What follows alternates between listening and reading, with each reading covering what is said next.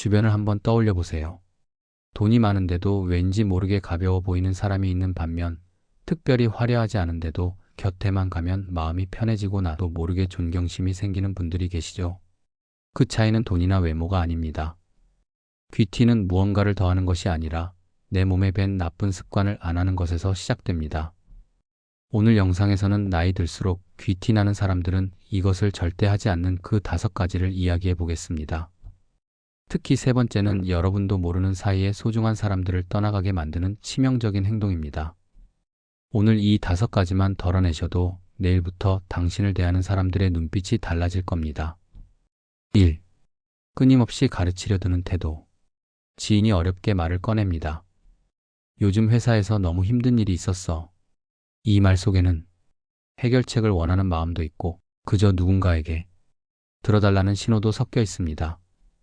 말을 꺼내기까지 얼마나 망설였을지도 모릅니다. 그런데 말이 끝나기도 전에 내가 끼어듭니다. 그건 내가 몰라서 그래. 내가 살아보니까 말이야. 내 때는 말이지. 그 정도는 아무것도 아니었어. 자녀에게도 비슷합니다. 엄마 요즘 내가 좀. 그러니까 내가 그때 뭐라고 했어. 내 입장에선 조언이고 경험입니다. 도와주고 싶은 마음입니다. 나름대로는 책임감입니다. 하지만 상대 입장에선 이렇게 들립니다. 내 이야기는 틀렸고 너 말이 정답이다.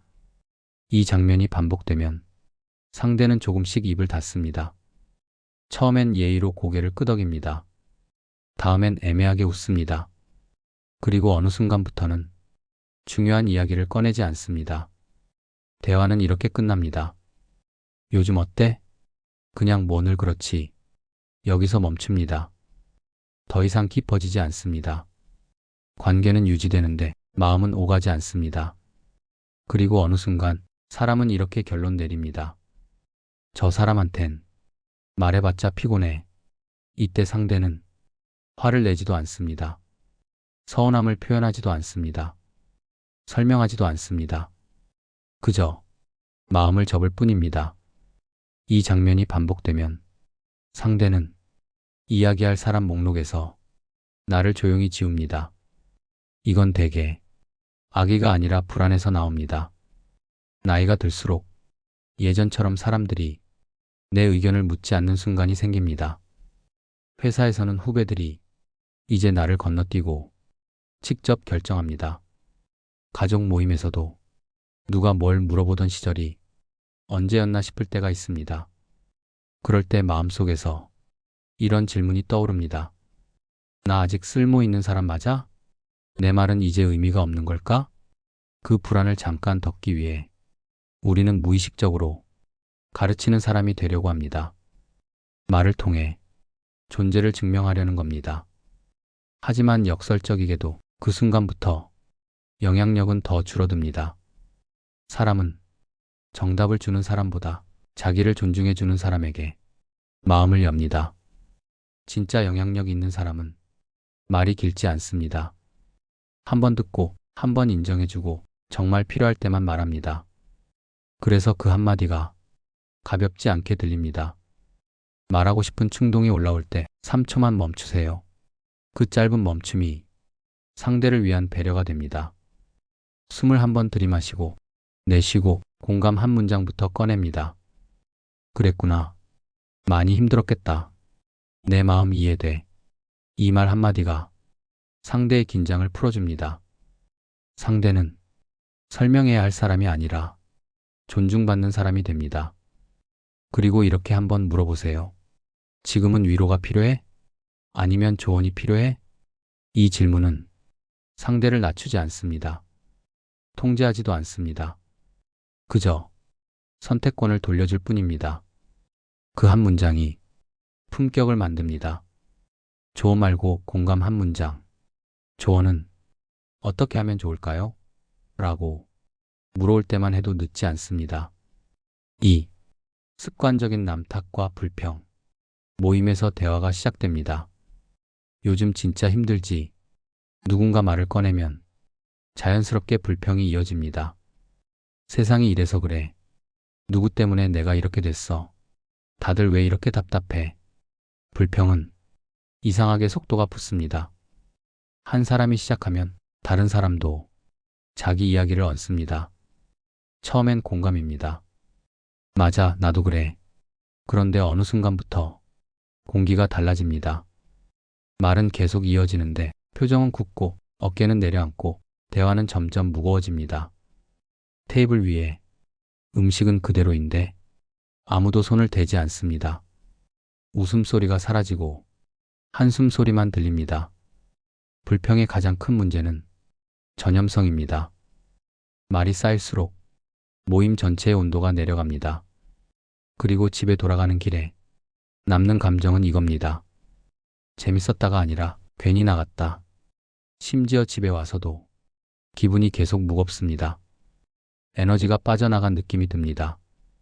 이 경험이 몇 번 쌓이면 사람은 연락을 받을 때 잠깐 망설이게 됩니다. 오늘은 또 어떤 이야기일까? 전화가 오면 받기 전에 한번 심호흡하게 됩니다. 사람은 결국 만나고 나서 조금이라도 가벼워지는 사람을 찾습니다. 반대로 만나고 나서 마음이 더 무거워지는 사람에게서는 자연스럽게 멀어집니다.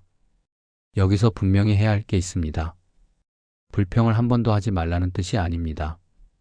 중년의 삶은 누구에게나 무겁고 힘들다고 말할 권리가 있습니다.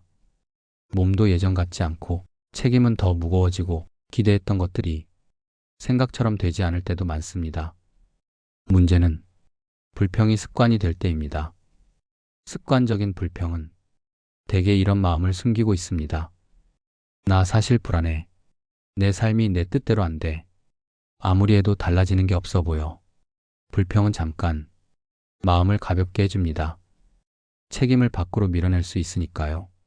하지만 그 순간 우리는 하나를 잃습니다. 내가 바꿀 수 있는 힘입니다. 내가 할 수 있는 게 없다는 말이 입에 붙는 순간 삶도 함께 멈춰섭니다. 그리고 관계도 같이 멈춥니다. 불평이 습관인 사람 옆에서는 미래 이야기가 어렵습니다. 무언가 해보자는 말보다 그게 되겠냐는 말이 먼저 나오기 때문입니다. 여행이라도 갈까? 그걸 우리가 무슨 돈으로? 뭐 배워볼까? 이 나이에 뭘 배워? 대화는 시작도 하기 전에 끝납니다. 불평이 나오려 할 때 방향을 아주 작게 바꿔보세요. 거창한 긍정은 필요 없습니다. 감사 한 줄이면 충분합니다. 그래도 건강해서 다행이지. 오늘 이렇게 만난 것도 고맙다. 이만큼 살아낸 것도 대단한 거야. 요즘 힘들긴 해도 그래도 버티고 있잖아. 불평을 없애라는 뜻이 아닙니다. 다만 불평 한 번이면 감사 한 번으로 균형을 맞추는 연습입니다. 말의 온도를 한 칸만 올려도 관계는 다시 숨을 쉽니다. 지금부터 말씀드리는 이 부분이 오늘 영상의 핵심입니다. 사실 우리 중 90%가 실수하고 있는 부분이거든요. 3. 타인의 사생활을 캐묻는 질문. 여기까지 들으면서 마음이 조금 불편했다면 그건 당신이 나쁘다는 뜻이 아니라 이미 관계를 지키고 싶다는 뜻입니다. 사람은 자기 모습이 보일 때만 불편해집니다. 아무 상관없는 이야기였다면 그냥 흘려들었을 겁니다. 그리고 지금부터가 오늘 이야기의 핵심입니다. 관계를 조용히 무너뜨리는 건 대부분 큰 사건이 아닙니다. 배신도 아니고 큰 말다툼도 아닙니다. 질문 한두 개입니다. 오랜만에 만났습니다. 반갑습니다. 처음엔 안부를 묻습니다. 날씨 이야기, 근황 이야기. 그러다 질문이 이렇게 이어집니다. 아들은 취업했어? 딸은 결혼은? 연봉은? 집은 샀어? 남편은 요즘 뭐 해? 나는 관심이라고 생각합니다. 가까운 사이라서 물어볼 수 있다고 느낍니다. 오래 알고 지냈으니 이 정도는 괜찮다고 여깁니다. 하지만 상대는 순간적으로 몸이 굳습니다. 말은 웃으면서 받지만 마음은 갑자기 바빠집니다. 어디까지 말해야 하지? 이건 말해도 되나? 어떻게 말해야 어색하지 않을까? 눈은 웃는데 손은 컵을 꽉 쥐고 있습니다. 사정이 있는 사람에게 이 질문은 아픈 곳을 정확히 찌릅니다. 취업이 늦어졌을 수도 있고 결혼이 쉽지 않을 수도 있고, 집 문제로 밤잠을 설쳤을 수도 있고, 가정 사정이 복잡할 수도 있습니다. 아이가 아파서 학교를 쉬고 있을 수도 있고, 남편과 잠시 떨어져 지낼 수도 있고, 직장에서 어려움을 겪고 있을 수도 있습니다. 그런 사정은 겉으로 보이지 않습니다. 그래서 질문은 더 날카로워집니다. 좋은 소식이 있어도 부담은 남습니다. 어디? 얼마? 누가? 몇 평이야? 대출은 얼마나? 질문은 끝이 없습니다. 그리고 답을 하면 또 다른 질문이 기다립니다. 그럼 관리비는? 학구는 괜찮아? 거긴 집값이 얼마야? 그래서 사람은 마음속으로 이렇게 배웁니다. 저 사람을 만나면 나는 설명해야 한다. 설명해야 할 사람이 되는 순간 관계는 이미 편하지 않습니다. 그리고 다음 만남을 조용히 피하게 됩니다. 연락이 와도 요즘 바빠서라고 얼버무리게 됩니다. 이건 예의의 문제가 아닙니다. 상대의 마음이 안전하지 않다고 느끼는 겁니다. 이 질문의 밑바닥에는 종종 비교가 숨어 있습니다. 우리는 어떻지? 저 집은 어떻지? 나는 뒤처진 건 아닐까? 비교는 잠깐 마음을 안정시키는 것처럼 보이지만 결국 나를 더 불안하게 만듭니다. 비교에는 끝이 없기 때문입니다. 오늘은 저 사람이 기준이고 내일은 또 다른 사람이 기준이 됩니다. 품격 있는 사람은 상대의 사정을 알아내려 하지 않습니다. 대신 상대의 마음을 존중하려 합니다. 그래서 이렇게 묻습니다. 요즘 마음은 어때? 요즘 좀 쉬고 있어? 요즘 내가 가장 신경 쓰이는 건 뭐야? 요즘 웃을 일은 좀 있어? 상황을 묻지 않습니다. 결과를 묻지 않습니다. 사람을 묻습니다. 정보가 아니라 마음을 묻는 겁니다. 이 차이가 관계의 깊이를 결정합니다. 그리고 가장 중요한 원칙 하나. 상대가 얼버무리거나 화제를 바꾸면 거기서 멈추세요. 그냥 뭐 별일 없어. 아, 그건 나중에 얘기할게. 이렇게 말하면 더 이상 파고들지 마세요. 그건 거절이 아닙니다. 경계입니다. 그 경계를 존중해주는 사람이 품격 있는 사람입니다. 침묵도 하나의 대답입니다. 그 신호를 알아채는 것, 그게 귀티입니다. 상황을 캐면 관계가 닫히고 마음을 물으면 관계가 열립니다. 4. 약자에게 함부로 하는 말투. 식당에서 직원에게 야, 여기. 이모, 빨리. 택시에서 아저씨, 빨리 가요. 배달 기사에게 거기 놔요. 하고 문을 닫습니다. 편의점에서 이거 언제 주는 거야? 은행 창구에서 빨리 좀 처리해요. 본인은 대수롭지 않게 넘깁니다. 바빠서 그랬지. 그럴 수도 있지. 그럴 수 있습니다. 우리도 피곤하고 여유 없을 때가 많습니다. 급한 일이 있을 수도 있고 몸 상태가 좋지 않을 수도 있습니다. 하지만 이 장면을 주변 사람들은 다 봅니다. 말을 듣는 사람만이 아니라 같이 있는 사람들까지도 그 장면을 기억합니다. 특히 자녀가 있다면 그 모습을 고스란히 봅니다. 친구와 함께라면 그 친구도 봅니다. 약자에게 하는 말투는 그 사람의 인격을 가장 빠르게 드러냅니다. 같이 있던 사람들은 속으로 판단합니다. 아, 저런 사람이었구나. 언젠가 나도 저렇게 돼야겠네. 이 판단은 소리 없이 이루어집니다.